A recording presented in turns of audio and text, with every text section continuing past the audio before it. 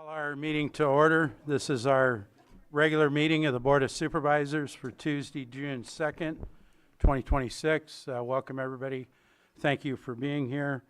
And we're going to start out with moments of silence. We do have several today, and we'll start with Supervisor Sabatier. So I have two, thank you very much. I'll start with the one that I have here in writing. This is for Mark Don Dillinger, born on March 31st, 1954 in Buffalo, New York, who passed away on May 14th, 2026 in Moscow, Idaho. Mark's early years were spent in Detroit before he attended Mid-Park High School in Cleveland, Ohio. He went on to pursue higher education, earning a bachelor's degree from Northern Arizona University in Earth Science and a Master of Science degree Geography from the College of Mines at the University of Idaho. Throughout his career, Mark contributed to several institutions, including the Oregon Institute of Technology in Klamath Falls, Oregon, the city of West Richland, Washington, and the county of Lake. He served as the Geothermal Resource Coordinator, Resource Manager, and Specialist District Administrator for the County of Lake, overseeing multiple water, sewer, and electrical districts. He was a major force in the implementation of the Southeast Geysers Effluent Pipeline and the Clear Lake Basin 2000 projects in Lake County, California. After a dedicated career with numerous awards for his commitment to Lake County and the geothermal steam field development, Mark retired from special districts in 2016. He moved back to Moscow, Idaho in August of 2019, where he continued to work as a consultant on utility and geothermal concerns in California. Mark had a variety of interests and hobbies that enriched his life. He enjoyed waterfowl and upland game hunting, retriever training, AKC hunt tests, savoring red wine, traveling, and studying geology. These passions reflect a well-lived and a deep connection with science, nature, and exploration. Mark is survived by his wife, Carol Dillinger, son Jared, Diana, and beloved grandson, Leo Dillinger, his son Quinn, and Veronica, I guess that would be who their partners are, Melissa Dillinger with Kurt, and he was preceded in death by his father, Maurice Dillinger, and his mother, Helen Dillinger, and his sister, Michelle Peterson. His family and friends will remember Mark for his dedication to his work, his family, his love of the outdoors, interest in renewable energy, and the meaningful relationships he built throughout his life with numerous friends all across the country. In lieu of flowers, the family would invite you to leave a donation of charities dearest to Mark.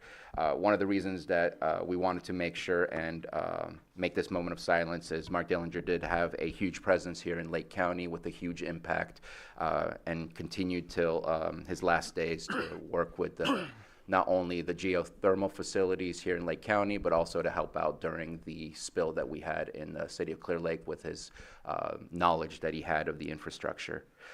My next one is a personal one. Paul Comer passed away. Paul Comer is from the city of Clear Lake. I met Paul when I started working on the nonprofit group Lake Community Pride Foundation. Lake Community Pride Foundation was running a youth safe house facility in the city of Clear Lake for youth that were finding themselves in very difficult home situations or entirely homeless.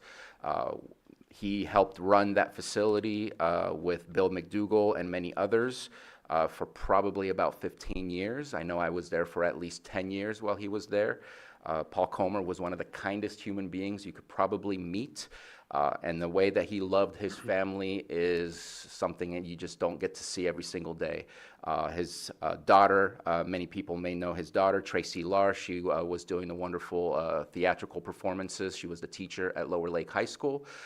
And Paul Comer was at every single one of those shows, advertising for those shows, fundraising for those shows, and doing anything and everything he can do to support his family. And he leaves behind his wife, Kitty Comer, who is also an amazing person as well, and he will be dearly missed in the city of Clear Lake and to me personally.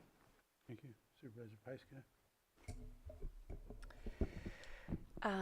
I'd like to dedicate this moment of silence to George Klein. He was quite a large personality in Cobb and in Kelseyville, raised his kids. His kids went through Cobb School and Kelseyville, and one of his sons works in corrections, and he lived a big life and loved everyone around him fiercely. Thank you. And this morning I would like to offer a moment of silence for longtime Lakeport and Lake County resident Ron Rose. My fellow supervisors may not be aware, but Ron actually ran for supervisor on this board 2 times many years ago.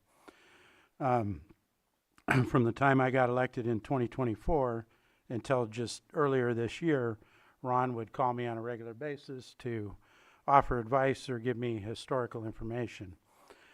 Ron was lovingly known around the community. He passed away peacefully on May 7th, 2026 at the age of 91. He was born on September 6, 1934 in Santa Clara, California, to Luis and Blanche Rose. Ron lived a life filled with laughter, resilience, hard work, and unwavering love for his family. Ron proudly served this country in the California National Guard, enlisting at the age of 18 and serving until 1958. In 1957, he met the love of his life, June Bear, at Johnny Mac's Drive-In in Mountain View, where June was a car hop on roller skates. Their love story became one for the ages, and after Ron's honorable discharge, they moved to Lake County, where they built their beautiful life together. Ron and June shared an extraordinary 69 years of marriage. He lovingly referred to her as his June bug and June baby, and took immense pride in having her by his side. He was a hardworking and dedicated provider. He was a member of the Operating Engineers Local 3 union before founding Ron Rose Construction and later opening Ace Concrete. Ron believed deeply in hard work, integrity, and always providing for the family. Through the years, he helped train many young members of this community, teaching them skills that they still use in their employment today. He took great pride in mentoring others and helping people build strong careers. Ron had a lifelong passion for racing. He never missed an opportunity to watch his sons, Rick and Mike, race at the Lakeport Speedway. As the years went on, his grandsons, Roman, Dylan, and Kenny, proudly joined the tradition, continuing the family legacy that brought generations together. Ron could always be found cheering from the stands, proud of every Rose who took the track. His love for racing extended beyond the Lakeport Speedway. He was instrumental in securing the land and permits that became Dilbert's Memorial Raceway down in South Lakeport. It was a family-owned and operated go-kart track that became a place of joy, competition, and family memories for generations. Ron was also known as the Miracle Man of God, though he faced at least 8 or 9 serious medical issues over the years that could have taken him from us. He always found a way to recover and persevere. He often joked that he had 9 lives, and his strength, determination, and positive spirit inspired everyone around him. There will be a celebration of life at 11 a.m. on Saturday, June 20th at Medina's Watering Hole in Lakeport, California. Thank you.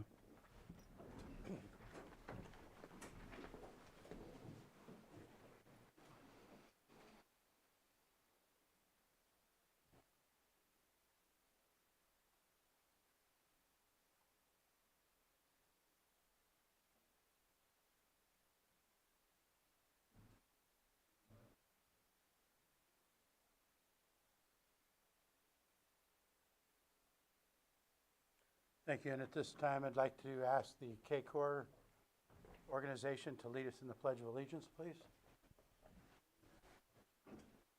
Ready? Begin. I pledge allegiance to the flag of the United States of America and to the republic for which it stands, one nation, under God, indivisible, with liberty and justice for all.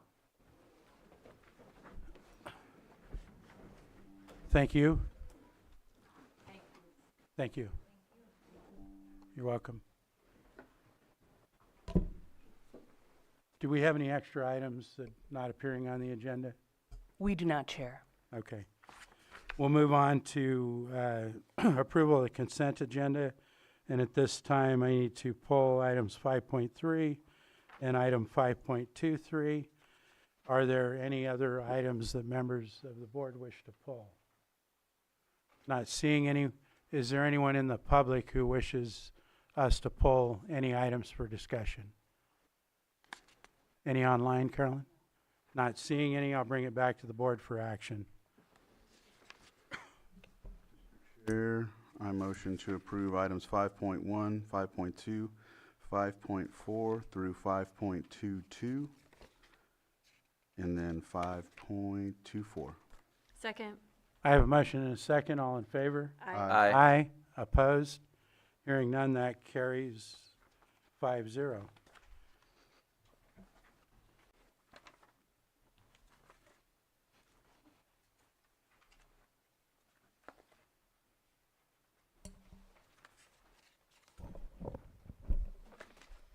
And at this point, we'll go ahead and open up our public comment period. Do we have anyone in the room who wishes to speak this morning?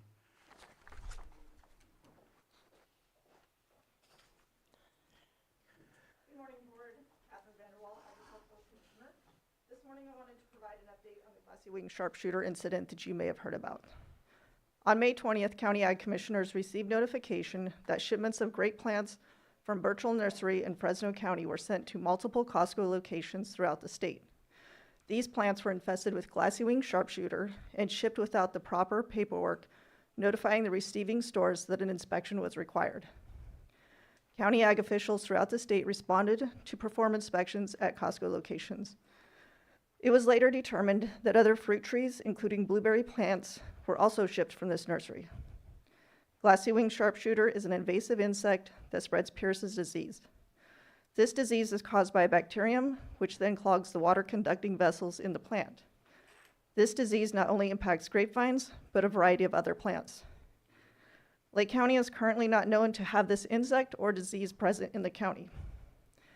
As of June 1st, my staff have responded to 15 properties with plants purchased from neighboring Costco stores. My staff have been collecting these plants with the homeowner's permission and having them fully inspected at the office before properly destroying them. Additionally, we are placing traps at the properties and will be monitoring these traps on a weekly basis. So far, we have submitted 2 suspect samples to the state lab, both of which came back negative. Another sample was submitted yesterday, and we are waiting on the results. I would like to encourage anyone from the public who has purchased plants from any Costco location from April 21st through May 22nd to contact my office at 707-263-0217. Thank you. Thank you for providing that information. What was the last date? I'm sorry. What were the dates purchased? April 21st through May 22nd. Thank you. Do we have anyone else in the room who wishes to speak this morning? Yes. Good morning, everybody. I wanted to just share something about how things become the norm. Things become the norm through, this is the wrong one. Hold on. Darn it. Oh, well.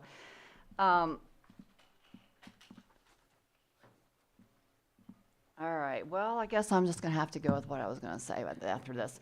So how do things become the norm? We just accept something new comes up and everybody kind of jumps on the bandwagon, and then there's some fear that comes in, and then some people will drop off, and the longer things keep being accepted the way they are, then the next thing you know, it's become a normality. So a norm turns into something that just becomes normal. For the last, this is now March, April, May, June, 4 months, we're all getting used to writing an extra $60 a month to Caritas. It's becoming normal while we wait for a rent stabilization ordinance. It's becoming normal for a woman in our park who's 94 to ask her son to now pay this.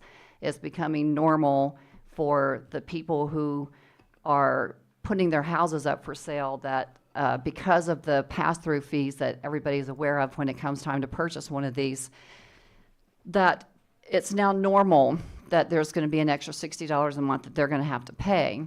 This doesn't affect Caritas. Caritas is going to get their money no matter who lives in that home. They don't care if it's a 94-year-old person or a new 55-year-old person who moved up from somewhere that can actually afford it. And actually, they're waiting for that new norm to take place. They're waiting. We have multiple people in nursing homes right now, or they've gone to live with with their children, or their adult children are helping them pay their bills because of this new norm that we have. I know that things are being worked on, but I don't want this to become a normal thing. In August, it started, and it with the talk of a rent stabilization ordinance, and it kind of dropped off, and it's picked back up. And my purpose is to keep it in the forefront and hopefully be put on an agenda and hopefully help these people, all of us, one day, because here it is, June 2nd. I continue to let Umpqua Bank send my one check, which I've always done, to Caritas, and I personally handwrite the other check. And that, unfortunately, is becoming normal. So I hope you act soon. Thank you. Thank you. Anyone else in the room? Not seeing any. Do we have anyone online, Carolyn? Stephanie P., if you could state your name for the record, you'll have 3 minutes. Hi, I'm Stephanie Paceno here on Robin Lane. I had more of a question. Since the incident command team has been dissolved, which agency or entity is now responsible for ongoing oversight? And who's going to be accountable to ensure that monitoring and testing and communication continue to move forward? I would like the answer to that. Thank you. I can't give a specific definitive answer, but I would say give me a call and we'll talk. You know how to get a hold of me. Or actually, I'll get a hold of you. Thank you. Do we have anyone else? Yes, we have Sterling. Sterling? Go ahead. Good morning. I did have two things added to the public comment for the agenda. Hopefully you guys got to read them. So one, I went through the CIP stuff and just did a couple of the pages. And my concern is that we are putting millions of dollars into solar AC units. There's one project that is going to be a park development for Cobb that is getting around over $4 million. And Spring Valley has been on there for an evacuation route over Old Long Valley, which it shows only around 10,000 is being allocated to that for the next 5 years. My concern is that we are doing things for AC, solar. I understand these are essential and needing them, but it's also comfort of people. And here in Spring Valley, we are literally asking you guys for a second exit route for Spring Valley, especially now that North Shore Fire might be going bankrupt. They are laying people off. We're going into major fire season, and Spring Valley is now stuck with having to keep coming here and ask you guys what is going on. My other thing that I posted is about the Energy Ad Hoc Committee. Our 2050 general plan's coming up for September. It's going to approach very fast. If we can get any updates to the public to know what's going on with the energy policy, like I've expressed before, AB 531 will completely screw us and the community members here. And we're doing this all behind closed doors. So if we can please get an update on that and people can know what's going on and we can have our input, that would be great. Thank you. Thank you. Do we have any others? We do. Zoom user 1. Zoom user 1, if you could state your name, and you'll have 3 minutes.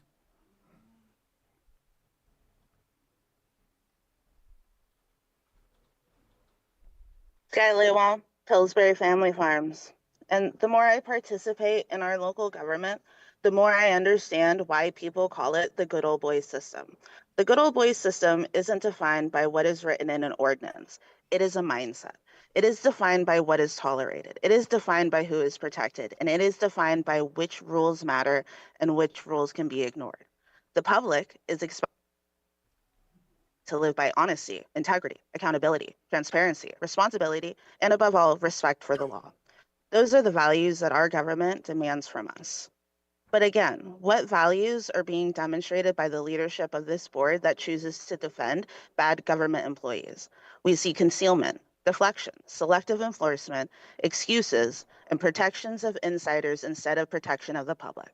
And those are not just the values of the department. This becomes the values that this government stands behind.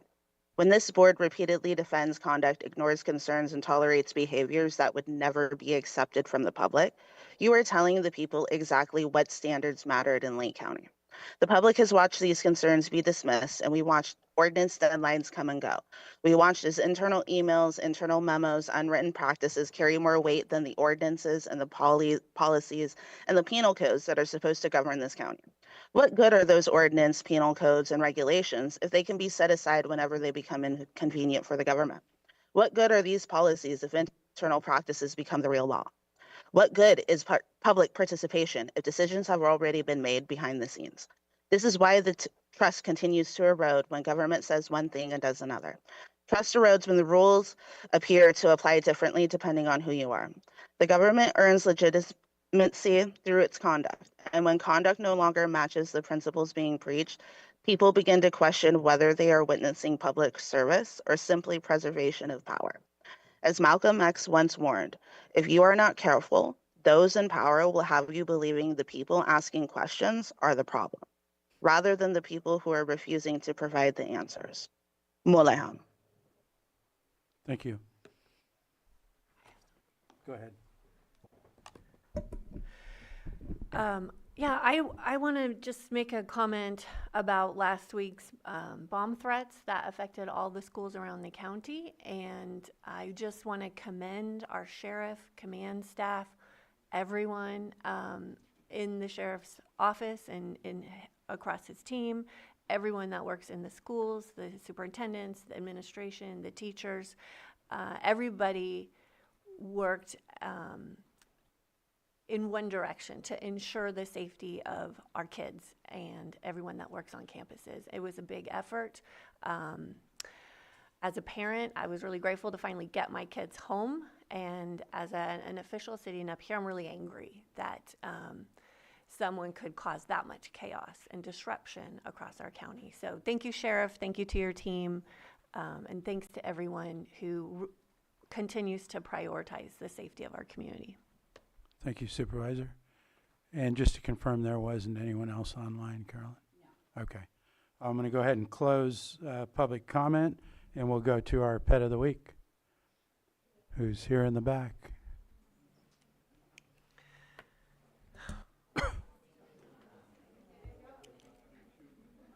Looks like it's going to take him a minute to get here with you. Wants to say hi.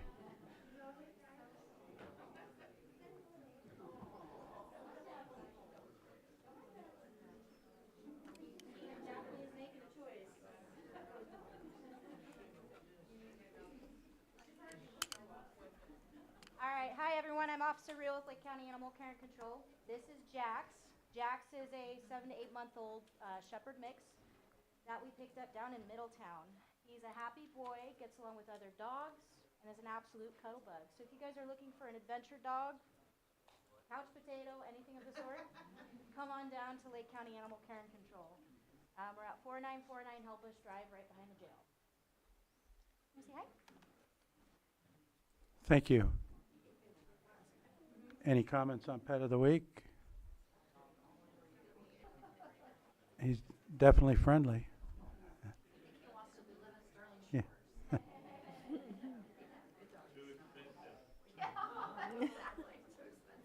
Thank you for coming in this morning, and at this point we'll move on to our 6.3, which is our 906 item, presentation of proclamation recognizing Kelseyville High School K-Corps class, graduating class of 2026, and we'll invite all of the K-Corps up here with Vice Chair Pyska.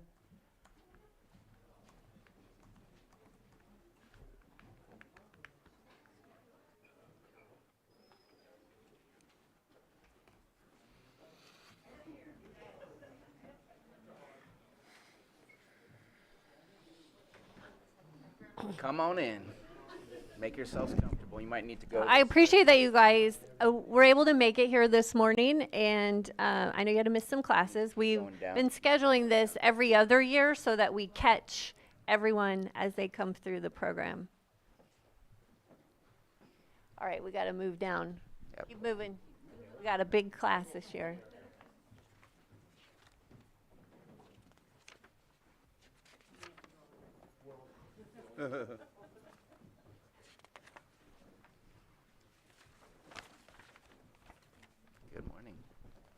right.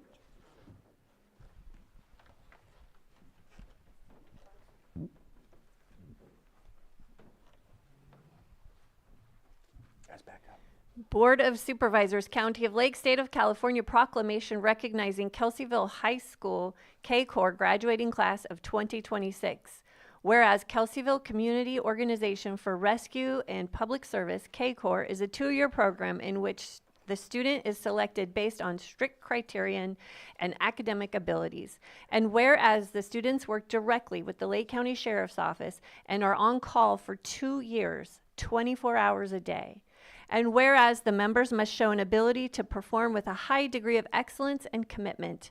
Whereas the senior members assist the K-Corps teacher, Mrs. Larson, with training the junior members. And whereas all members become trained in high-angle rope rescue navigational systems using maps, compasses, and GPS search techniques, including evidence, search and body recovery, leading to certification as a first responder. Whereas these Kelseyville High School students have self-initiative and demonstrate exceptional dedication to themselves and the community. Now, therefore, be it proclaimed that the Lake County Board of Supervisors does hereby recognize the Kelseyville High School K-Corps graduating class of 2026 who are guided by their focus on the school's expectations of student learners, safe, respectful, responsible, and strive to achieve academic and personal success while giving back to their community. Passed and adopted this second day of June and signed June 2026 and signed by the chair of the Board of Supervisors.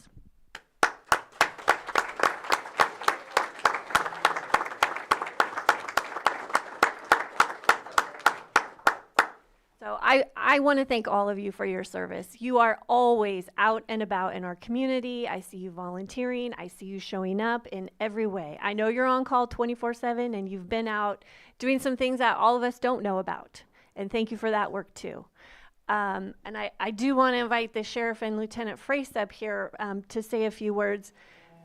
There was something that Lieutenant Frace said a few years ago that stuck in my mind, and I don't think I'll get it quite right. But he said the strength of a community is dependent on its volunteers. And you are that strength. And you are also our future leaders. So I hope that as you go out in the world, seniors, that you take this love of community with you wherever you go. And to the Greenies, you've had a great example this year. And I will see you next year at the award ceremony. Well, I'd just like to start with saying thank you. I don't get to often see you guys very often out there, but the work that you guys have done supporting the Sheriff's Office and our search and rescue team is phenomenal. We can't do that without you guys. Having you come out and support our teams in whatever capacity you do makes a difference in the searches that we're able to conduct and the services we provide to our community. So I thank you all for that. Appreciate that. Those seniors that are graduating, good luck in your future and whatever you decide to do in those endeavors.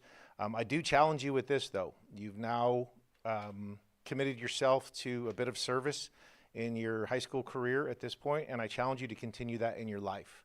Service to your community and service to others is one of the best things you can do for yourself and your community. The pride that you have in that and the pride that your community gets in the service and the benefits to the community are huge. So I challenge you to continue that in your life. In whatever capacity you choose to do, please at some point continue the service to your community and your fellow citizens. Thank you very much.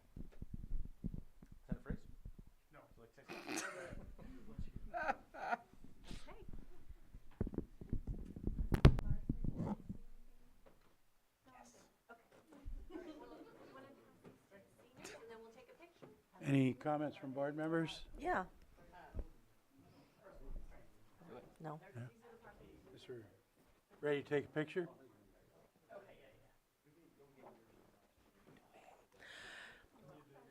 I don't want to interrupt.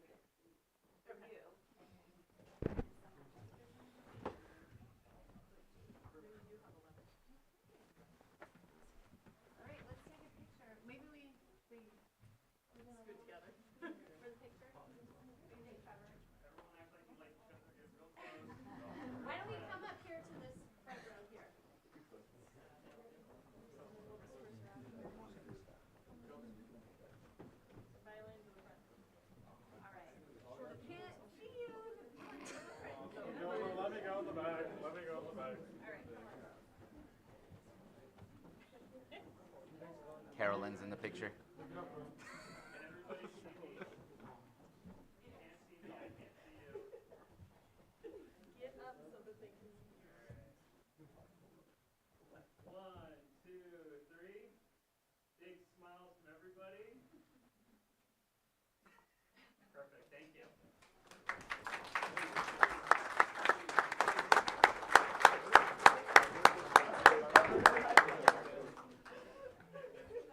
Good work, everyone.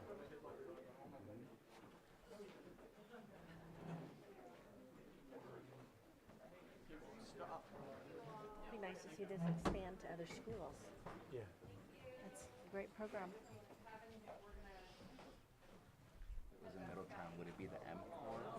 Is it K Corps for another reason, and it just happens to be in Kelsey? Thank you for coming in. Yeah, it could only be in schools I with a guess I K. never asked that question. It's a good question. Leave it to you to think of it. It sounds right.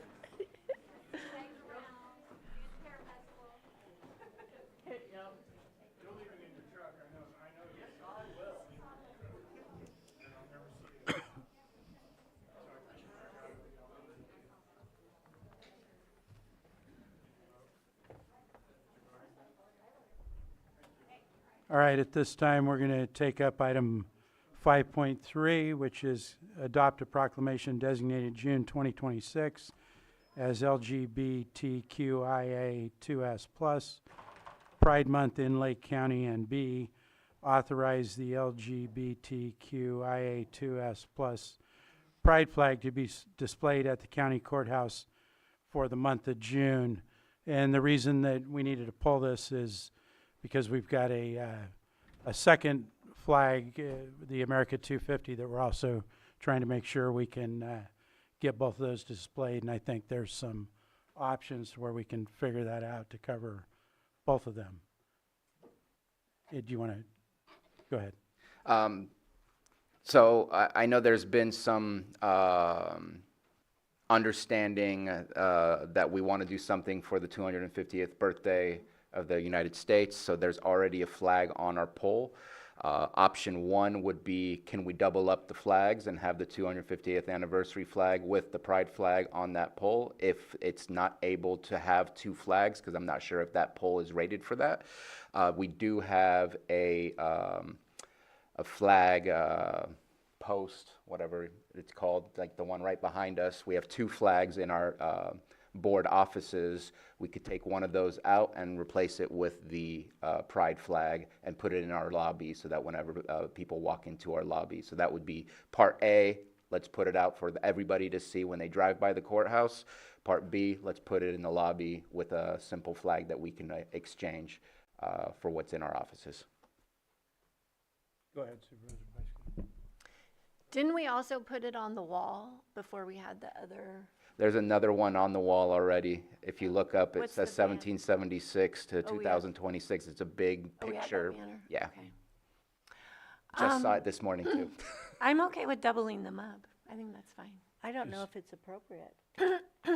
Well, one thing we don't know is if it's, we don't know if the flagpole has the hooks on it to, or if it's rated for two flags at this point. And I don't know when we're going to get an answer on that. I think the third option would be splitting it and doing half of June and then putting the other one up. Well, then we're going into the 4th of July. Well, but if it went up at June, middle of June, it would be there for the 4th of July. The 250 would, is what I kind of liked the idea inside. And the pole that was installed is specifically installed for, what's the right term? Celebratory purposes like proclamations, the MMIP flag, and things like Right. that. And so that's why the 250th flag, it's not a American flag, it's a specific celebratory flag. So to me, it's, if we can double it up, awesome, that's the priority. If we can't, let's go ahead and make sure we get something in the lobby to not just proclaim it today, but make sure it's seen throughout the month of June in our lobby in the courthouse. Yeah, I'm fine with that. We can just give those two priorities and And staff can figure that out. Okay, let's open it up to the public. Is there any? Yeah, I heard you mention, one of you mentioned that because I remember with the MMIP flag, we put it up on the building before. Yeah, that's the one that right now there's a banner in that exact same space. There's already, okay, Yeah. sorry. It just popped up. It just popped up. Okay, let's open it to the public. Is there anybody in the room? Not seeing any. Is there anyone online? No. So bring it back to the board for action. Mr. Guintavano, is it possible to do both actions, the adopting the proclamation and authorizing the flag, or is that two separate? That can be done as one motion, and Okay. then with, under subsection B, as it relates to the flag, your board may want to, as part of the motion. specific. Yeah. Okay, so I move to adopt proclamation designating June 2026 as LGBTQIA2S+ Pride Month in Lake County, and authorize the pride flag to be displayed in a county courthouse on the flag pole if it's appropriate, or else in our lobby with the Public Works making the final decision. Second? I have a motion and a second. All in favor? Aye. Aye. Opposed? Hearing none, that motion carries 5-0. Now we're going to go back to our timed items, and 6.4 item 9:08 a.m., which is presentation of proclamation designating June 2026 as LGBTQIA2S+ Pride Month in Lake County. And everyone is welcome to join Supervisor Sabatier up here on the dais.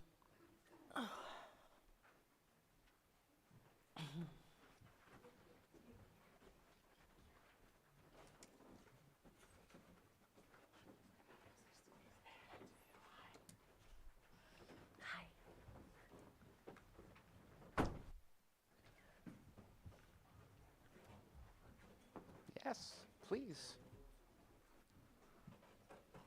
Pride allies are always welcome.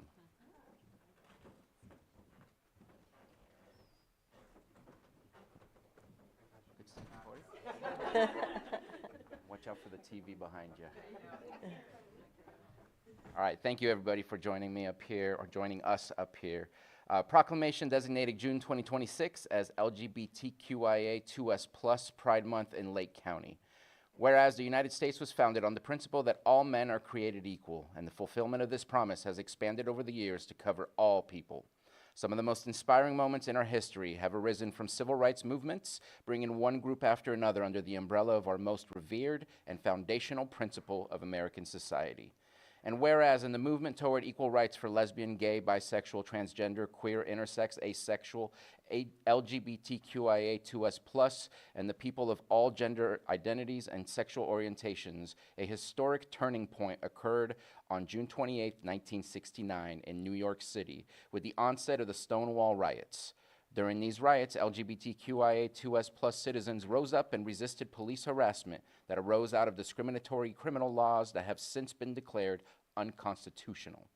In the 4 decades since, civil rights for LGBTQIA2S+ people have grown substantially, and pride celebrations have taken place around the world and in the United States every June to commemorate the beginning of the Stonewall riots.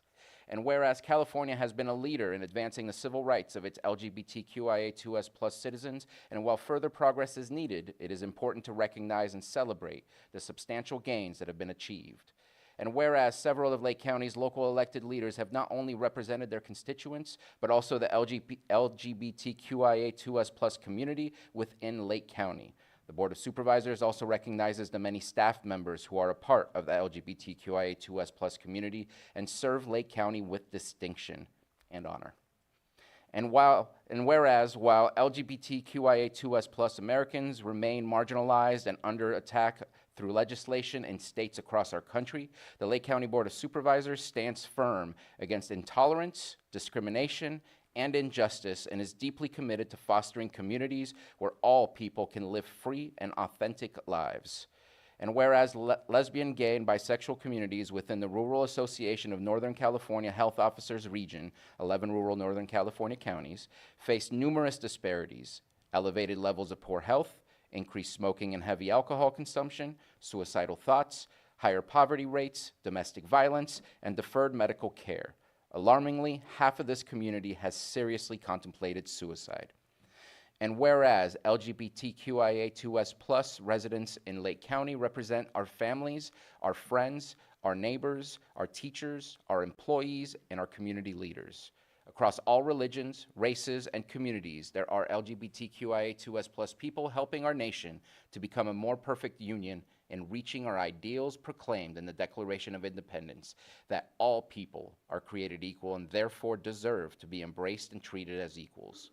Now therefore be it proclaimed, the Lake County Board of Supervisors does hereby designate June 2026 as LGBTQIA2S+ Pride Month in Lake County and urges all to educate themselves on the history, struggles, and the many achievements of this community and celebrate the rich and vibrant diversity of LGBTQIA2S+ residents in Lake County. Passed and adopted the second day of June 2026 and signed by our board chair.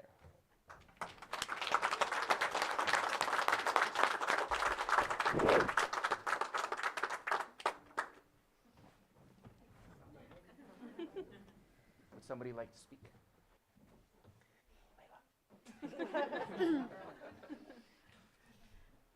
Good morning, everyone. Thank you to the Board of Supervisors and for everyone who's here today to,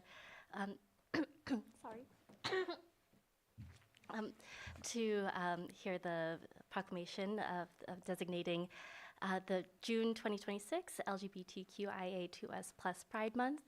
I am Layla Romero. I am the Health Equity Coordinator for Lake County Health Services, and we are hosting a Pride Fair this month on June 28th. That's a Sunday at Austin Park from 10 a.m. to 3 p.m. There's going to be a lot of games and activities, resource booths, vendors. We've got the library doing storybook readings in the morning and afternoon, as well as some workshops. And one of the big things that we're trying to do with the Pride Fair is make sure that all queer and trans community members, youth, families, and loved ones feel safe and welcome in Lake County, because being in public health, we know that social community context is a social determinant of health. It is affecting people's health outcomes.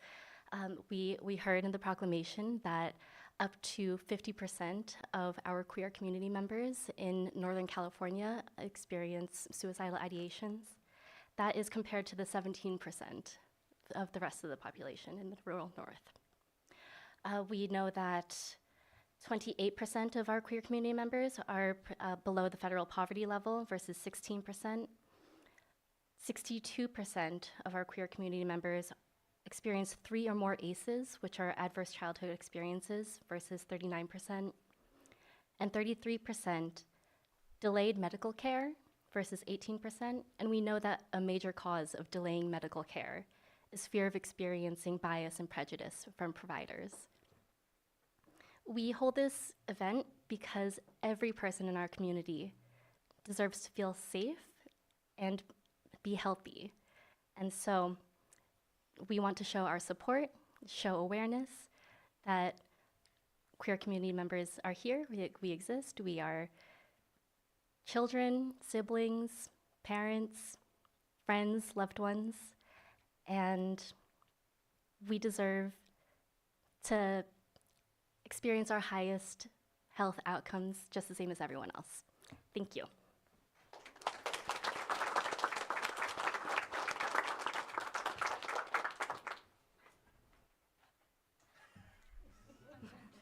Hello, everybody. My name is Raven Wilczewski, born and raised in Lake County, longtime resident. I just wanted to announce that the Harbor on Main Youth Resource Center with Redwood Community Services will be hosting our 4th annual Pride Prom for LGBTQ+ youth in Lake County. That is the age range for the Harbor Youth Resource Center, which is 14 to 25. The past 3 years that we've been holding this event, we have had over 160 attendees, all of which were surveyed after the event and reported that they felt safe, seen, and heard during the course of the event. This year, it will be on June 13th at the Lake County Fairgrounds from 5 p.m. to 9 p.m. All youth who wish to attend Just need to scan the QR code on our flyer or go to our Facebook page at RCS Harbor. It's going to be a great event. We have so many raffle prizes. The theme this year is Y2K, so we're throwing it back to 2000, the year that most icons were born. And it's going to be a blast. If anybody is interested, I've left some flyers up here for people to take. On the back side is all of our safety acknowledgments and policies and procedures for safety.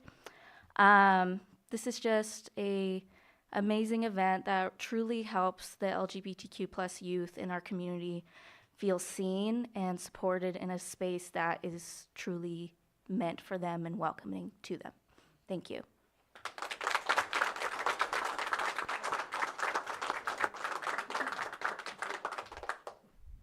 That's a great point. It's also free. I forgot that.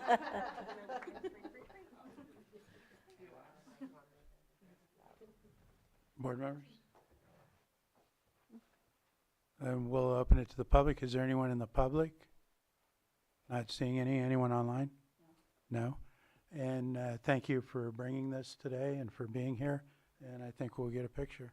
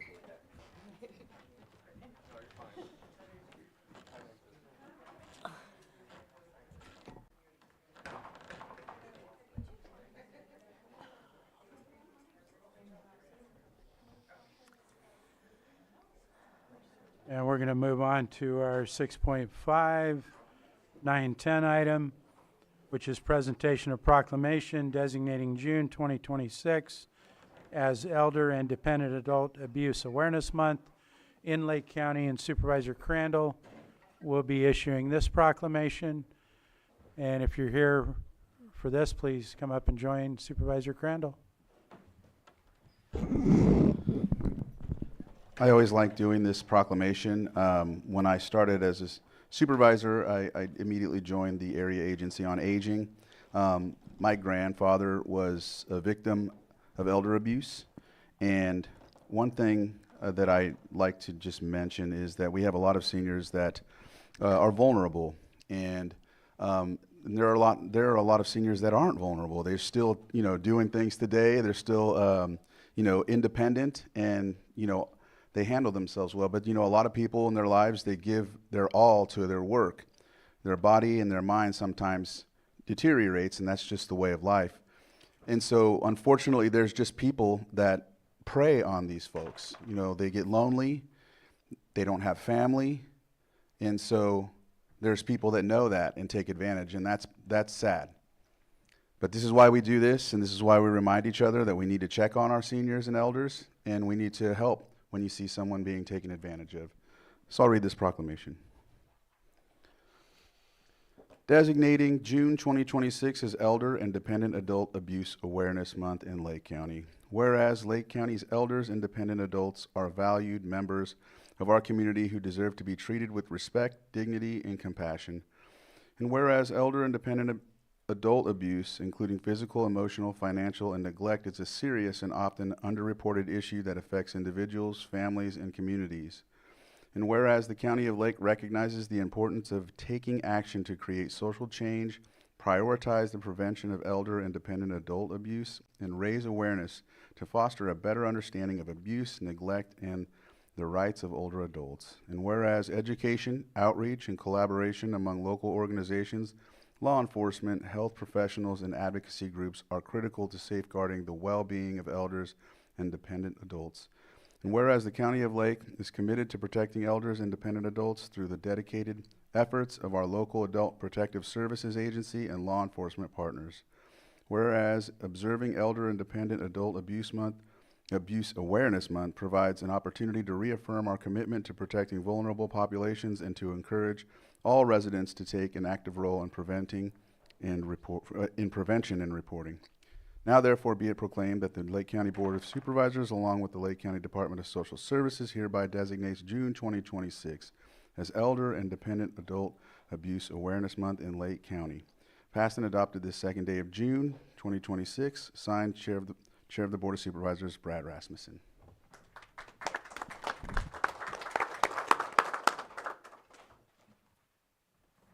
Thank you, Supervisor Crandall and Board, for this proclamation. I want to acknowledge our wonderful staff who are here today, who are not just here every day. I mean, not just here today, they're here every day supporting our elderly, disabled, dependent adults, protecting them. They're a truly dedicated team, and with your partnership and the partnership of the community, our goal is always to keep the elderly and disabled safe. So within our adult services branch, we have several different groups of staff working towards those efforts. We include in-home supportive services, helping folks remain in their homes safely instead of entering long-term care. Adult protective services, who you may be most familiar with, or who report 24/7 to reports allegations of abuse. We also have our public authority, who maintains the list of IHSS eligible providers. We have public guardian and public administrator. We also have our area agency on aging, who works in coordination with many of our senior centers to boost their food programs and other services they provide to all seniors within our community, as well as our long-term care ombudsman, keeping the folks out there in long-term care safe, also reporting 24/7 to concerns within our long-term care facilities.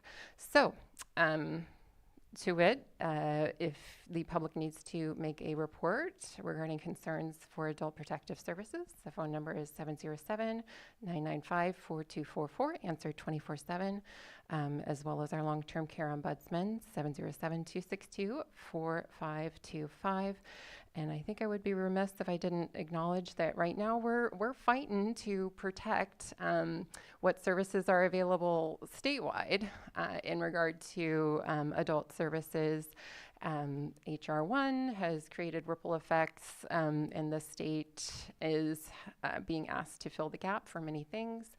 IHSS funding was certainly threatened, as well as adult protective services funding. I am pleased to say that the state Senate and Assembly have pushed back on the state May revised budget, and I am hopeful that we will see a good final budget so that we can continue to provide the same level of service we are currently providing. And I need to thank the CAO's office and the Board of Supervisors in helping with those advocacy efforts to protect the most vulnerable in our community, in accordance with our governance board meeting goals that we set back in the beginning of the year. So thank you so much.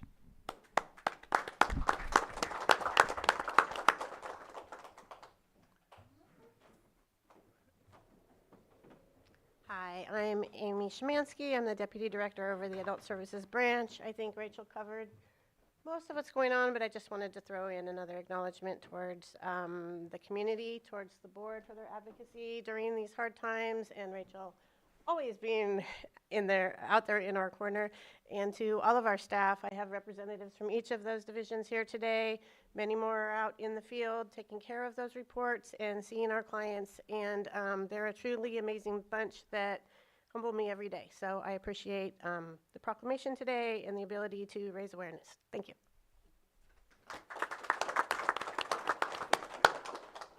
Anything from board members?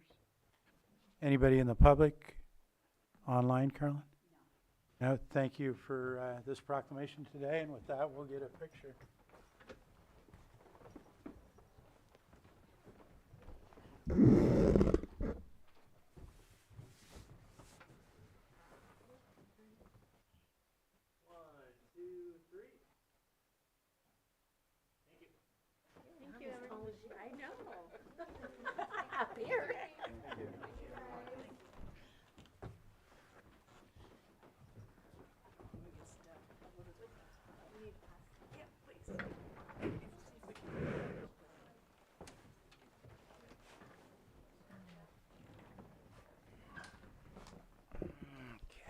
Okay, we're gonna move over to item 7.3, which is consideration request to schedule a special meeting workshop regarding behavioral health, fiscal stabilization and reform readiness. And I believe we have behavioral health services online. If we could pull them up, Carolyn. LUCH.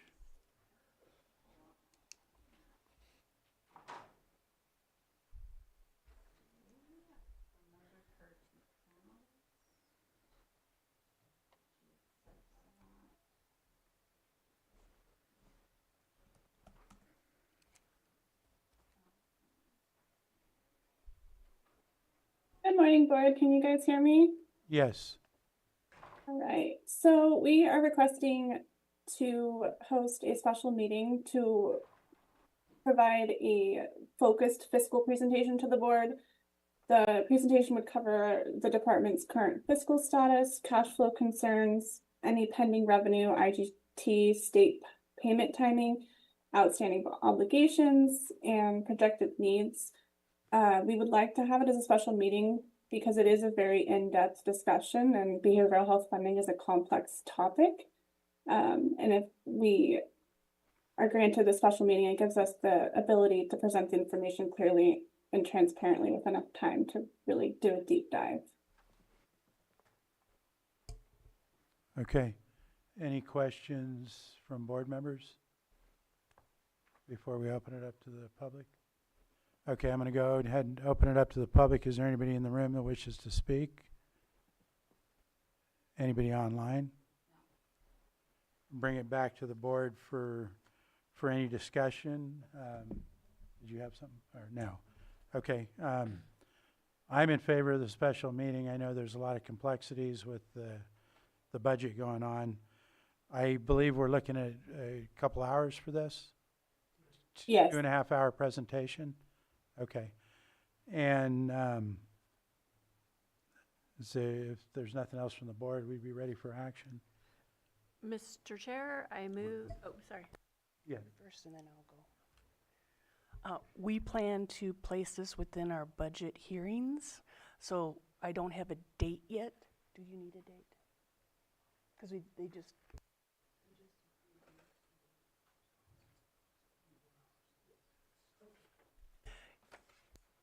Yes, we'll notice when we decide what date it will be of those 3 dates. We'll properly notice it.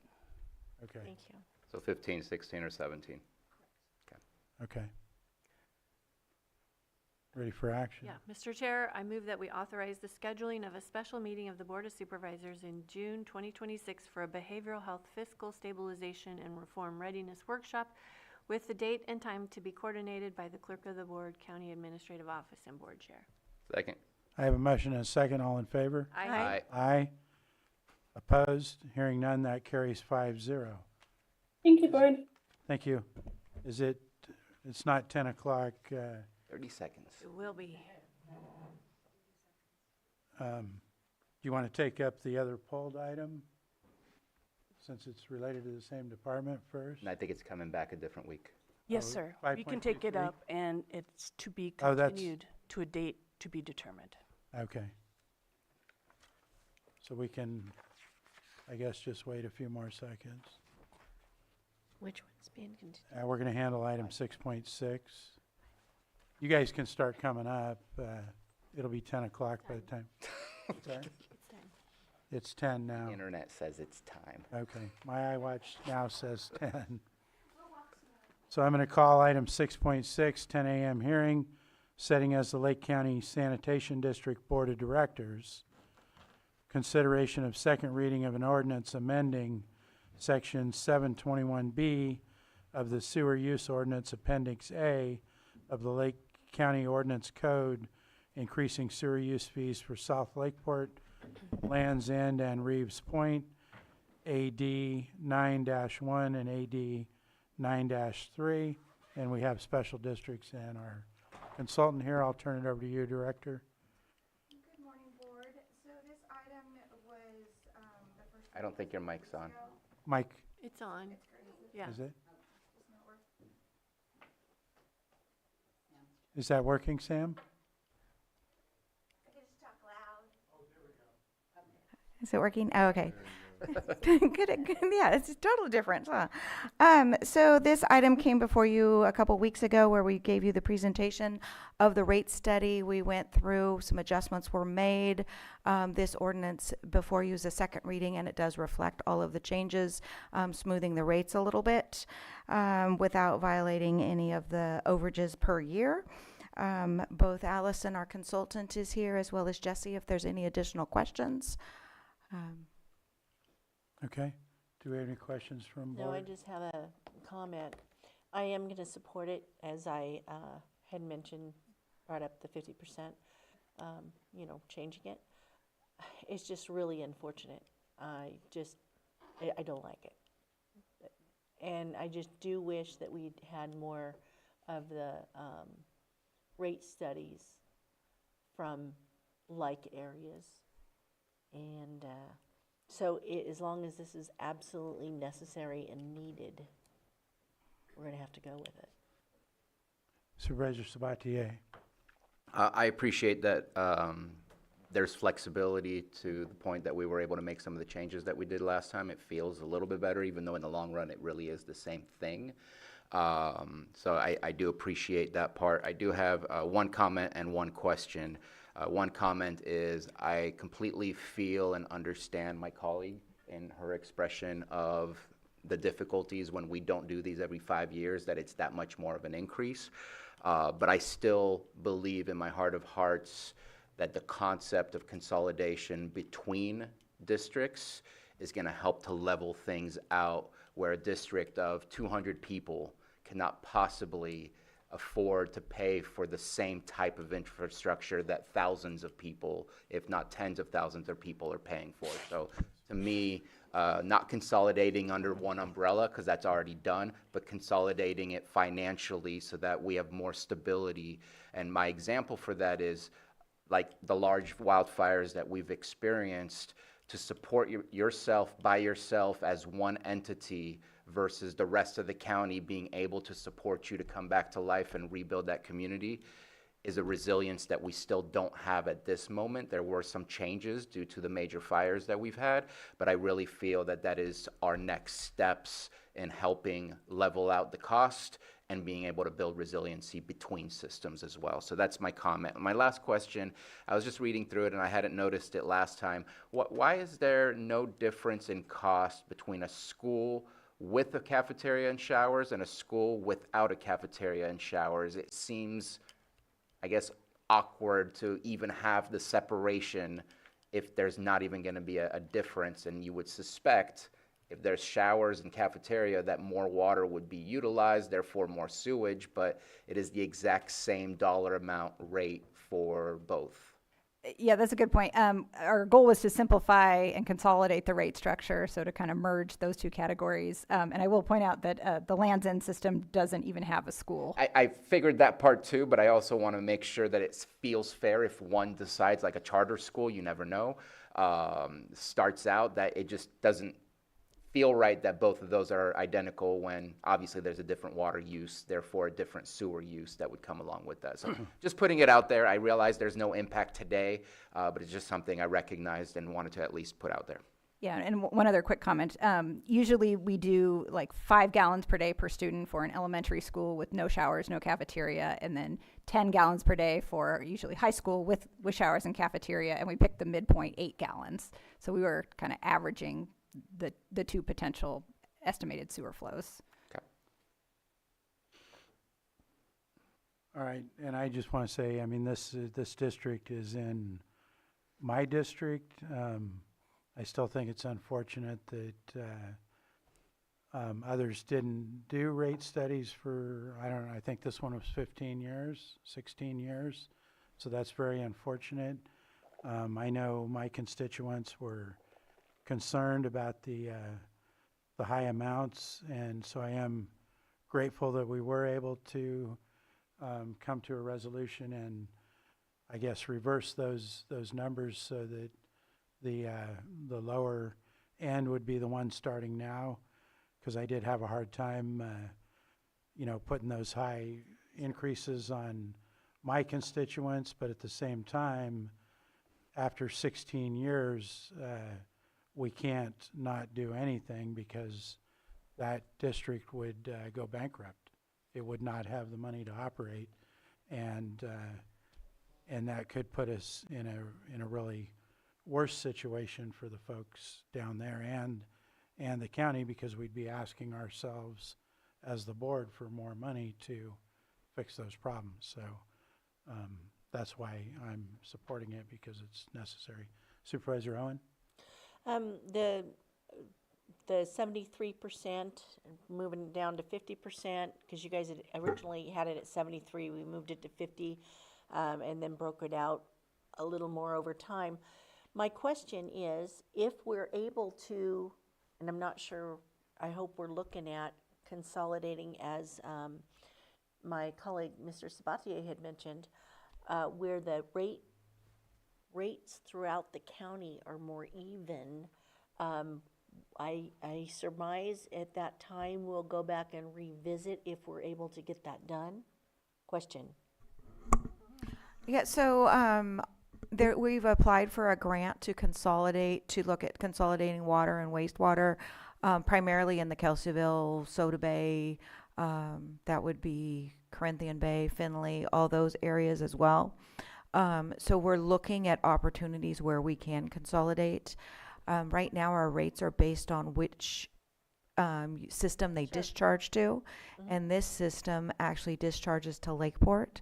So there is the potential of this system being annexed into the city of Lakeport when they're working on their annexation, and then that will help spread the costs for them as well. So, but we are looking at wherever we can consolidate stuff, because administration-wise and being able to spread the total cost amongst multiple people is a much better system. Yeah, than absolutely. Yeah, and that's what I was hoping, that maybe we don't have to go through all these rate hikes if we can get something done to consolidate.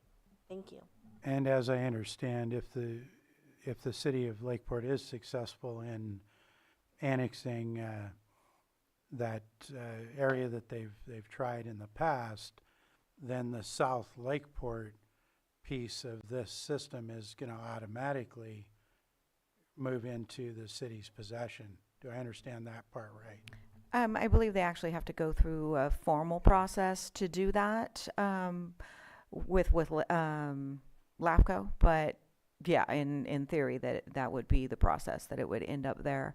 And at that point, if we're looking at just Lands End, we would probably look at combining Lands End with either Kelseyville, or seeing if Lakeport wants to continue to keep that. Right. And it's based on, gravity flows, is kind of how the sewer systems are all put together. So to send Lands End to Kelseyville, we'd have to put in force mains and turn pumps around and stuff like that.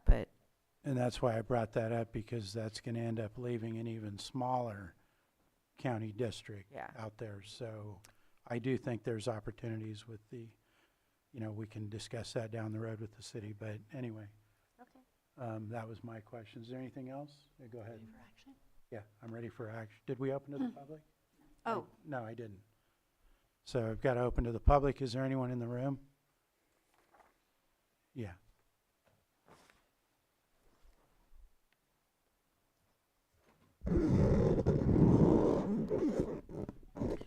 Good morning, Board. Tom Lasik. Yeah, just a couple things listening to the conversation. A lot of, gee, wouldn't it be nice if we did X, Y, and Z? I would recommend making that a more formal direction to special districts, that you want to see risk pooling, that you want to see certain things happen so that they can come back with something that does incorporate that. I do think the risk pooling is a good idea. As already mentioned, a group of 200 households, or whatever the number is on a completely different order of magnitude as someone that's, several thousand, as Mr. Sabatier mentioned. And the idea that all of those problems will happen in all those districts in the same year is probably a lot lower than, and you do have the opportunity, if, the laws and the ordinances and the regulations allow it to pool that risk and make it lower for everyone. Thank you. Thank you. Anyone else in the room? Anyone online? No? Okay, we're ready for action. Bring it back to the board. Go ahead. This last comment, imagine a world where you have 1, 2, 18, right? Like the rest of the world? And I believe direction has been given, hence why you're going for the grant. Yeah. Okay, Mr. Chair, sitting as the Lake County Sanitation District Board of Directors, consideration of the second reading of an ordinance amending section 721B of the Sewer Use Ordinance, Appendix A of the Lake County Ordinance Code, increasing sewer use fees for South Lakeport, Land's End, and Reeves Point, AD 91 and AD 93. Mr. Chair, if I may. Yes. Just as part of that motion, the ordinance can be offered since it's at second reading. Oh, This I'll so offer just the offer the ordinance. ordinance. Okay. Ordinance has been offered. Aye. Aye. No. Yes. Aye. That carries 4-1. Thank you. And go ahead, CA. Well, let's take a 5-minute break.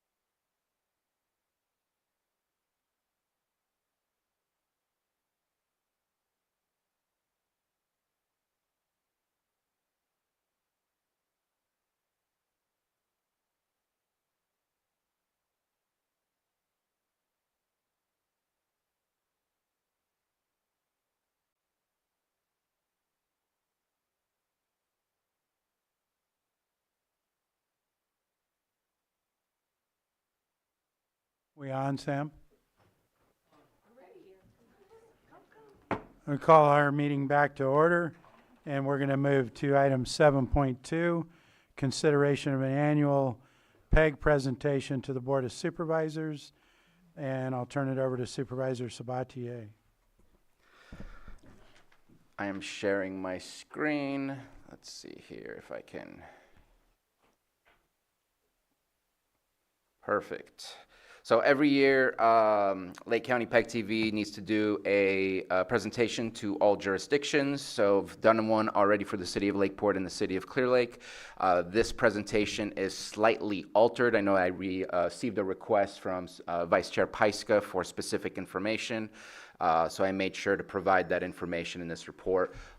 This is part of our normal agreement that we have between both cities and the county with PEG, is to do this annual presentation. And this annual presentation, I'm projecting Ed Roby's thoughts. This is how we get paid by doing this presentation. Typically, Ed would walk away with a paycheck for PEG TV. And so we'll explain some of that as I go through the presentation. Let me move this first. There we go. So we do have a couple new members. We've been changing. Elections Matter makes for some change, but still have an exciting group. From the city of Clear Lake, Mary Wilson is the representative. From the city of Lakeport, Christina Price is the representative. I represent the Board of Supervisors on the board. Kevin Mack, who works for Lake County Office of Education, who is involved in the IT portion of the agency, is one of our education representatives, and at large we have Tom Lasik, who has joined us recently and has taken an important role in one of the projects that we're doing. Our station manager, I am sure you've all seen him at your town halls, Thomas DeWalt, and our chief editor is Cheyenne Blue, and both work hand in hand on what's happening behind the scenes and support one another in what's happening in front of the scenes. Let me see here. So I will be talking to you guys about this current fiscal year's budget. We, just like us, need to finish our budget before the end of June. We submit these budgets to the county and the city so they're aware of what our expectations are for the year. For this year, the big change is we've seen a 25% increase, or $25,000 increase in our revenues. Obviously, one part is due to the contract with the County of Lake, but also we are contracting with the Farm Bureau, the Lake EDC, the Chamber of Commerce, Woodland Community College. All kinds of different groups are requesting us to do work, and we are continuing to expand those services. Part of those revenues are the automatic funding mechanisms that are in our agreement. The city of Clear Lake, we do say that they provide us $10,000 every year. All of that actually is an in-kind contribution that pays for our insurance, that pays for our studio, that pays for the finance department, who works all of our incoming revenue and outgoing checks. And this also pays for our annual audit that they do as well. The city of Lakeport, after the presentation, submitted an invoice for $2,000, and the County of Lake have already submitted the invoice, and I've been requesting to wait till after this presentation, and it's $15,000. And so overall, there's $27,000, $10,000 of which is in-kind contribution that comes directly from the jurisdictions. Our contract services are starting to exceed $30,000 total, with all of the services being provided. And those are just general revenues. There are other revenues as well that we receive, but those are our general ones. And I'm speaking specifically about our operating budget. We have two separate budgets. One is our operation, which is mostly dealing with our staff, and the other one is capital, which is mostly dealing with equipment and other purchases. So this is the operation budget. Our expenses, approximately the same at $56,000. Our station manager took in about $22,000. Our editor about $4,800. They get a stipend of $1,000 per month for the station manager and $400 per month for the editor. Then on top of that, they receive the funds that come from the contract services that they provide. And again, there's our facilities and insurance, and we've had some additional pay of $18,000, which again has gone to the folks that do work for us. Our capital budget, our revenue is from the pass-through, 1%. MediaCom, whether you pay for internet or cable, 1% of your bill goes directly to the jurisdiction in which you are purchasing that service from MediaCom. Then the City of Clear Lake, City of Lakeport, and Lake County passes that 1% through to PEG TV. There is a different franchise agreement where the county and city still receive franchise agreement funds from MediaCom, but the 1% pass-through goes directly to us. I have been working a lot in trying to ensure that our finances are accurate. There have been some gaps where the 1% pass-through has not gone to PEG. We are resolving those issues, but the good work that we're doing with the City of Clear Lake's finance team allows us to identify what is missing and what is misplaced. Can I ask about the, yeah, it's on. No, it's not on. Can I ask about the, I see the budget, capital budget revenues is 40 and the expenses is 72. Yes. So just real quick, our operational budget at this moment in time, we have about $80,000 as balance. And in our capital budget, we have about $250,000. So part of the reason that we, and we're actually probably going to spend about $20,000 in equipment this year. We've changed, because we have, we made an agreement, and I'll talk to it later. You got to a question ahead of my presentation. But we have sat down with the Soper Reese Theater. We want to see a partnership between the Soper Reese Theater and PEG TV where we're able to do videography work during their events that they provide at the Soper Reese Theater. And so we're looking at a $50,000 investment into the Soper Reese Theater for equipment to be able to do some great recording of their events that they're doing there. So that includes cameras, that includes other types of equipment to ensure that we can record all of it in very high fidelity. And that probably will not get spent until the following year. So that number should probably be revised to about $22,000 since it's a $50,000 approximate purchase. And so there's going to be times where we spend a little bit more than we take in just because we have that balance that allows us to spend the money when we need to on the things that are identified that we should be investing in. Hopefully that answers your question. So our current activities is to support local events, support local MECs, provide more videography services to agencies that want to hire us. We've been doing a lot of great work. I was told yesterday it was 20. I thought it was 22, so let's just say 21. Interviews have been done at the Pathfinders. We sat down at the Circle of Native Minds with the Pathfinders, and Bernadine was one of our main contacts to get that all started. There's been a long process to get stories from tribal elders recorded so that they would not be forgotten. And it's taken a long time to get agreements and approvals to make that happen. And unfortunately, we have lost a lot of those elders. And so it was critical to get this agreement going and get those interviews done so that we can go ahead and get those interviews on record and archived. Now, we did a special type of agreement. We usually have a template contract that we do. Here, we wanted to make sure, because there's been misuse in the past when interviews have been done of tribal members, and so we have a living document of we approve of you showing the video, or suddenly we do not approve of you showing the video. We would have 24 hours to take down anything, stop showing it on Channel 8, stop playing it on YouTube, but we want to make sure that those that are interviewed have full control over their story and their interview so that we can be as respectful as possible. We do continue to work with the schools. This is one of the projects that I want to highlight.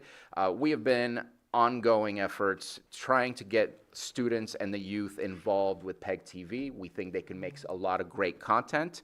I know that Tom and Margot approached PEG TV prior to Tom becoming an actual board member and gave us a proposal on how to get involved with the schools, which included some backing, some funding to help back the project.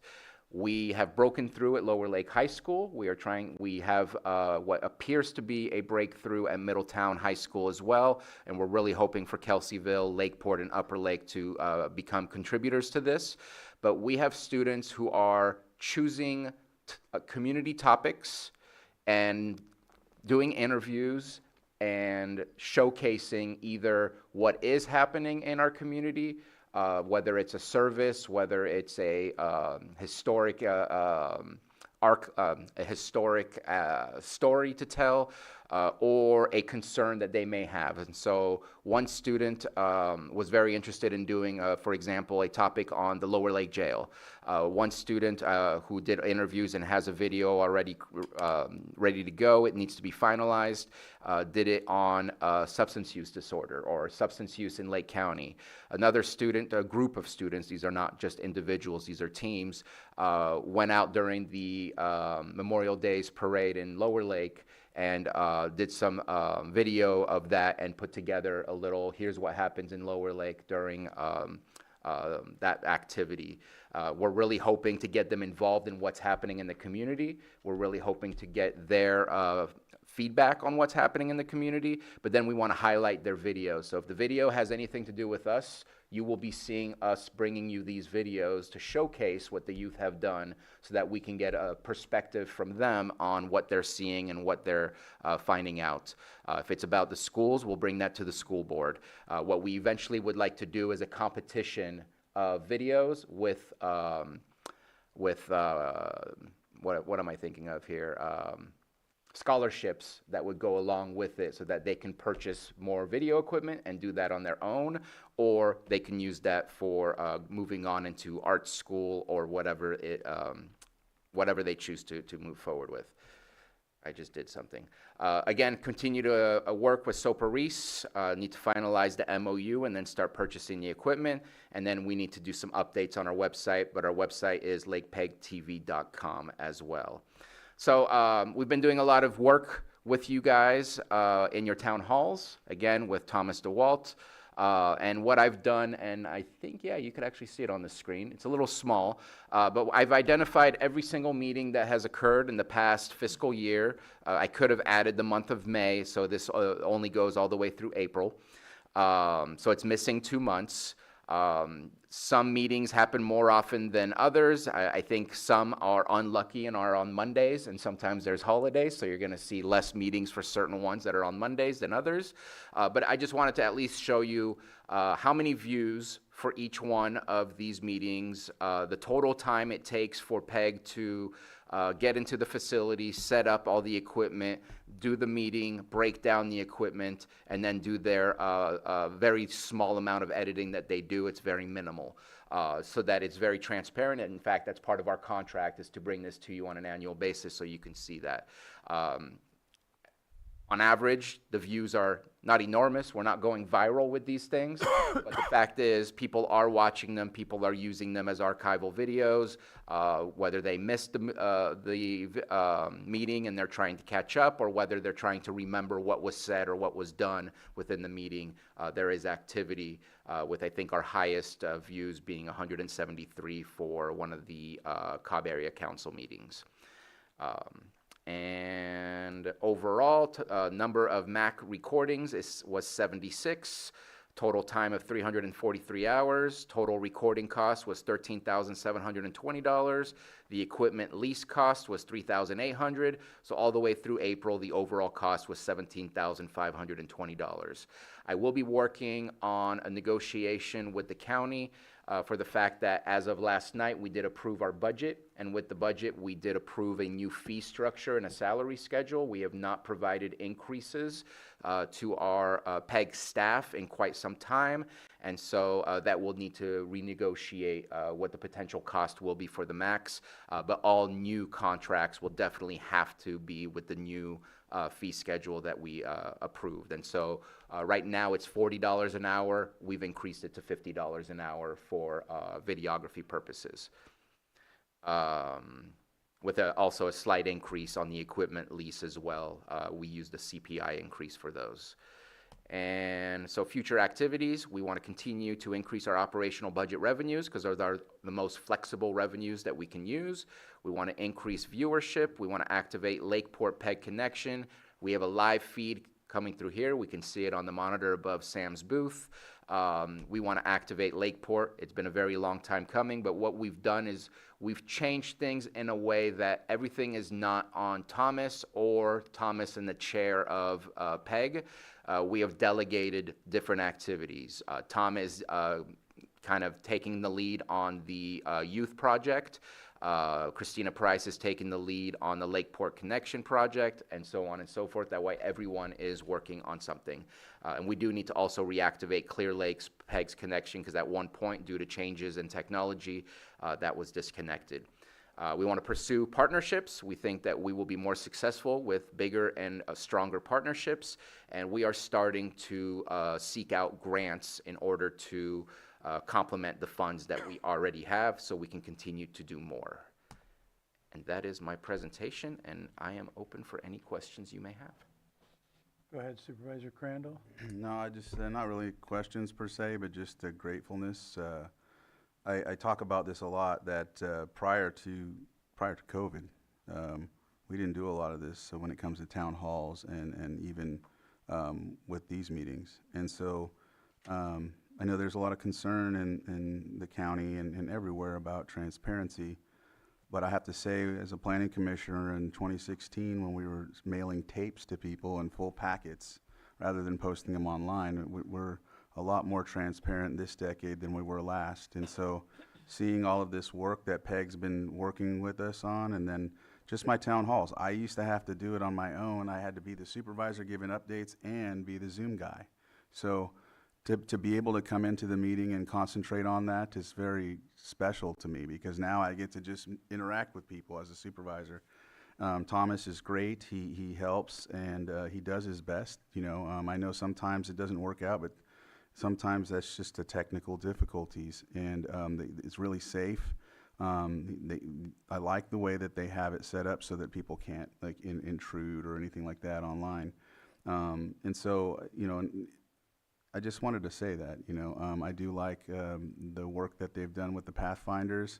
Those seniors are really happy with doing that. I know at times it's like herding cats, but it's okay, you know, that's the way it is. And so, I don't know, I just wanted to give some high kudos to the work that's being done. I think people forget a lot of times. They want more when it comes to transparency, but they forget where we could be. So I want to highlight that. I appreciate that. And just a quick response, the Pathfinder activity has been a source of absolute honor for Thomas and Cheyenne. They love it. In fact, we bought a $7,000 camera just to make sure that we had the best fidelity of video to ensure that we were doing something that we were going to be proud of. And so we wanted special equipment for it, but they are, one of the things we're seeking right now is funding to continue and finish the work, because they did a lot of editing for 1 or 2 videos, but it was taking hours of editing, and Pathfinders didn't have the funding for that. And so we did very simple interviews for the rest, and that was understood by everybody. But we would like to offer the full service, and if we can get grant funding, then we're not asking anyone else to put out some money, but we do need permission to be able to continue to touch those videos. But they've been loving it, absolutely. Thomas and Cheyenne, I'd like to just say they're doing great work too. So, Supervisor Hahn. I think this is an amazing program, and I can't give Mr. Thomas enough kudos. So they're doing great work. I'm really glad to have Mr. Tom over here on our board. I think that the costs, the benefits by far outweigh the cost. I think that it's a crucial program, and I'm so glad that it was already established by the time I came to the dais. There's a couple of thoughts I have, which I don't know if I should just talk to Thomas separately, but about the some programs for the high school kids, because as everybody knows, I'm all about our youth. And I'd like to see maybe some contest, and the winner would be shown at Sober Reese or something. And I'm also on the recreation committee, so look at other committees I'm on to do local, within the schools, to do local recreation in those specific areas where the students would go out and show what's available in our areas. and also history perhaps, and do some type of award contest with our youth. I think would be an amazing project and get them excited about it. So that's it. Yeah, I'll just comment, I appreciate it. I think it was last year that we finally got Scotts Valley on, and that's been successful, so appreciate having that continue. If there's nothing else from the board, we'll open it up to the public in the room. Go ahead and come forward. Good afternoon, Mr. Chair, members of the board. Tom Lasik is, as the at-large member for PEG TV, I want to thank Mr. Sabatier for encouraging me to apply for the position, and it's definitely been a labor of love for, not just for myself, but it's very clear that everybody that's on that board is there because they do love it. I wanted to just sort of add to what Mr. Sabatier had said on a couple items. With regard to the Pathfinders, as he mentioned, we did a couple of videos that were enhanced above and beyond just interviewing. We want to do more of those. It's going to take some additional funding, and I just want to give a shout out to Margot because she's going to be doing hopefully the grant writing to allow that to accomplish. So in addition to the videos that we've already done, we hope to be able to expand that to other elders and to other parts of the tribal community. The other thing I was going to mention is, to your question, there's two parts to the student programs. One is an internship, and I'm happy to say that yesterday we got approval for bringing on our first intern. So it'll be for the summer. It'll be a candidate. We'll have Thomas, our station manager, interview the candidate, make sure it's a good fit, and then if it is, then we'll have our first intern that will help Thomas at the various advisory councils, learning how those skills are set up, and then potentially providing additional content. So it's open to students and students that just recently graduated. With regard to your questions, Madam Supervisor, the other one, which is the promotional video one, is intended to be a 5 to 10 minute promotional video that promotes some part of our county or city or tribal government and what they do. So you would have, say, Park of the Week, okay, where they would maybe interview Lars or someone from Public Works or it's not Public Works, it's the other thing begins with a P. Yeah, you know that, thank you. Or if it's something like invasive species, they might talk to someone from the Ag Department or from Water Resources or something like that. We will provide them a list of topics. We'll work with the city and the county to line up interview subjects. They will pretty much take it from there and work with the interview subject, create the story, create the content. And I gave them a list of 4 pages of suggestions. They can also come up with their own. This year we've only done 2 because we got a late start. We started in middle of March actually, so we only had a couple months. I'm sorry. If you could just finish his comment. Yeah, go ahead and finish. Yeah, so next year we're going to do things a little differently, and at Lower Lake we think, according to the instructor, that he can provide potentially up to 32 videos a year. At that point, we're talking about a festival and a contest and things like that, especially if we can get other schools. I am working with Middletown High School. Unfortunately, it's the end of the school year, so we'll do it over the summer. But hopefully, by the time New Year starts, we can get things rolling. And we are also providing scholarship money or prize money. Margo and I have agreed to donate money for Lower Lake this year and to the Lower Lake, to the students that worked on the projects and also to the program itself. And we will personally help invest in that. Thank you. Thank you. Anyone else in the room? Anyone online? No one online? Bring it back to the board and go ahead, Supervisor. Yeah, I just want to add something. I think we've been growing tremendously in the last 3 years, and I hope that we continue to do so. And I see PEG in such a broad spectrum of how they can help communities, and I want you guys to approach PEG with proposals on how we could work together. Let me just give you an example of something that I would like to do with PEG. We have some amazing downtowns, and we have some amazing festivals that happen downtown. What's difficult is to have a broad audio system that is able to reach everywhere in that downtown. So typically you'll have like one area where the main DJ or where the main commentary happens, but not everyone can hear it once you're like 100 feet away, right? Or else you'd be blasting the people where the DJ is.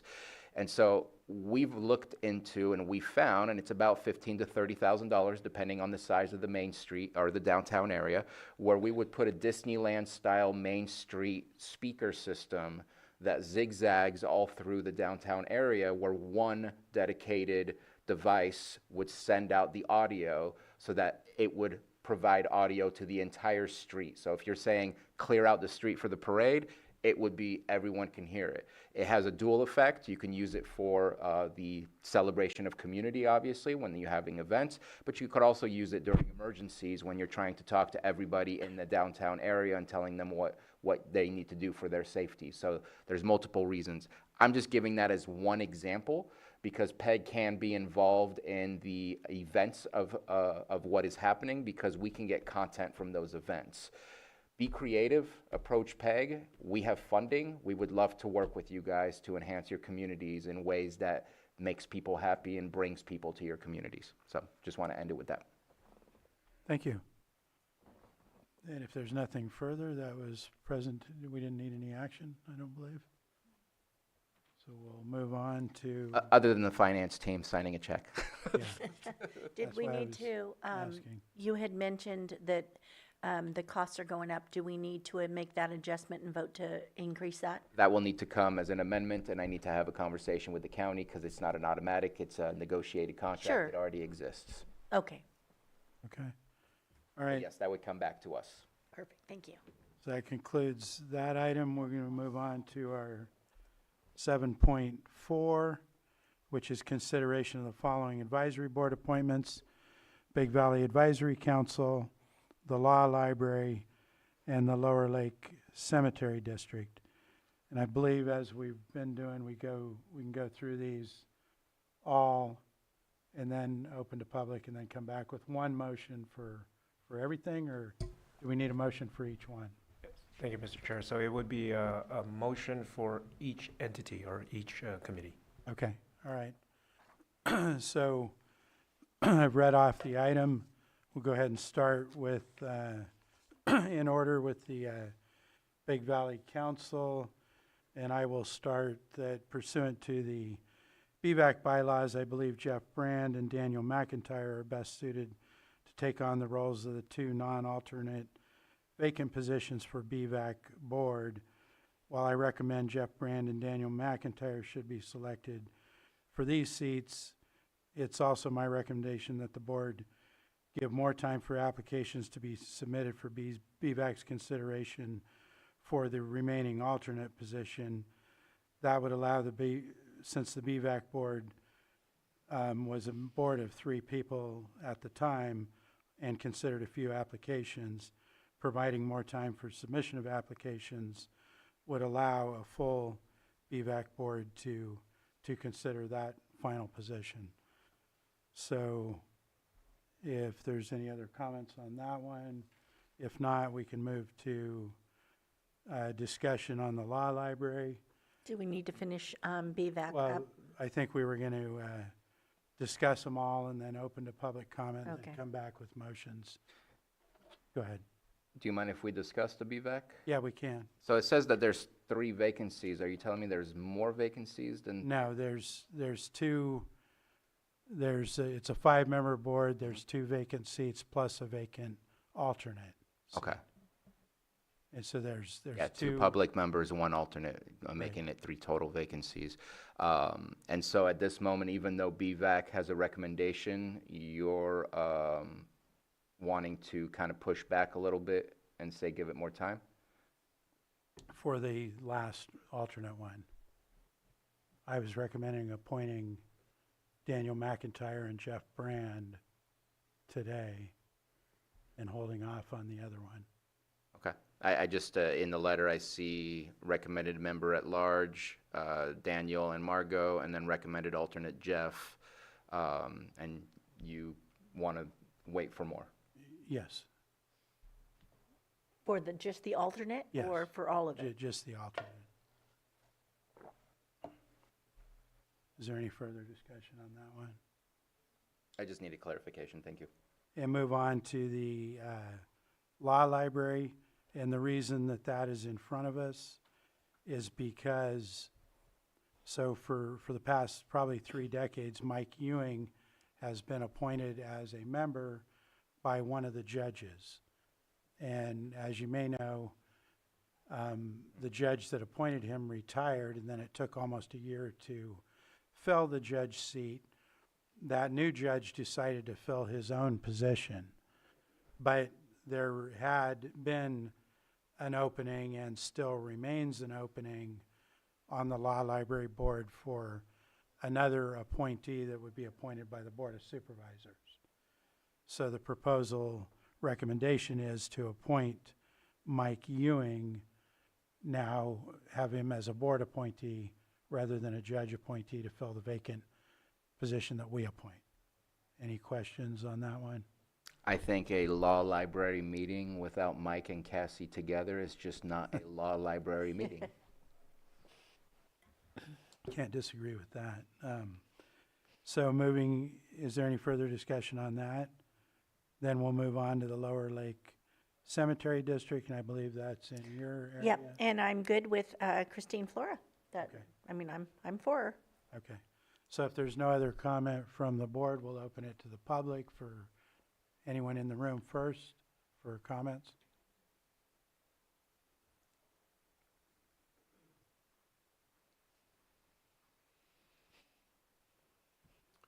Good afternoon, board. Or good morning, Tom Lasik. Regarding the BVAC, I was a candidate. There were 4 candidates. I respectfully had, actually Margot and I myself were approached by the BVAC board back in the summer, and we were encouraged to apply. We had not really thought about it, and we were honored just to be considered. I had, on the month at the meeting, I had stepped away from the application because I thought the 3 that were selected were quite good candidates. I just think it's strange without a reason for reconsideration being explained why, and those 3 aren't being considered at the same time, and why one is being set back. But as someone that was an applicant, I just want to say, you know, we didn't expect to. We were encouraged to apply by that board, and so we both did. And I think the people that are, all 3 of them are quite capable people and would serve. And that's all I have to say. Thank you. Thank you. Is there any other public comment? Anything online? Okay, I'll go ahead and close public comment and bring it back to the board, and we'll need to take separate actions on all 3. We'll start with Vice Chair. Mr. Chair, I move that we appoint Jeff Brand and Daniel McIntyre to the Big Valley Advisory Committee meeting. Second. I have a motion and a second. All in favor? Aye. Aye. Opposed? Hearing none, that motion carries. Somebody want to handle the law library action? Mr. Chair, I move to approve Mike Ewing to the law library. Second. I have a motion and a second. All in favor? Aye. Aye. Opposed? Hearing none, that motion carries.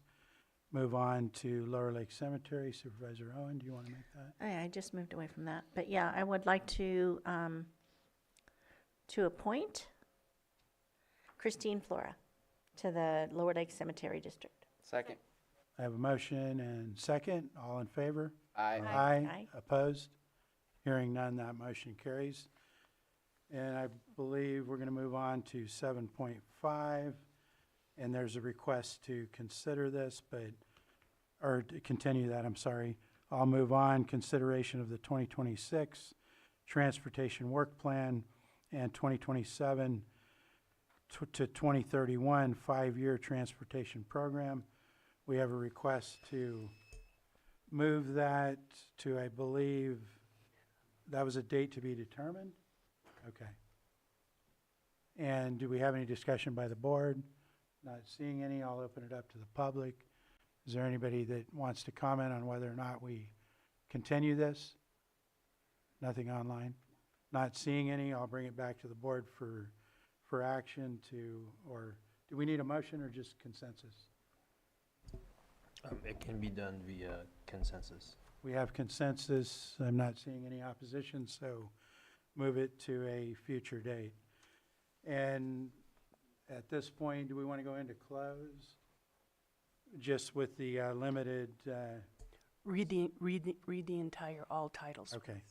In case we get to more, I'll read everything off. So we're going to go into closed session. 8.1 is public employee appointment pursuant to Government Code Section 54957B. 1, that's interviews for Health Services Director, and then appointment of Health Services Director. 8.2 is public employee evaluation, title Social Services Director. 8.3 is public employee evaluation, title Special Districts Administrator. 8.4 is conference with legal counsel, significant exposure to litigation pursuant to Government Code Section 54956.9D2, and E1 with 6 potential cases. 8.5, conference with legal counsel, existing litigation pursuant to Government Code Section 54956.9D1, Hoshauer versus County of Lake and others. And then item 8.6, conference with legal counsel, existing litigation pursuant to Government Code Section 54956.9D1, FERC proceeding number P77 Potter Valley Hydroelectric Project. Are there any public comments on the titles of these items before we move into close? Not seeing any in the room, any online. Then I'm going to adjourn from our open session and we're going to move into closed session. And this will be a partial shutdown, Sam. So give me a time on how long that's going to be. 5 minutes.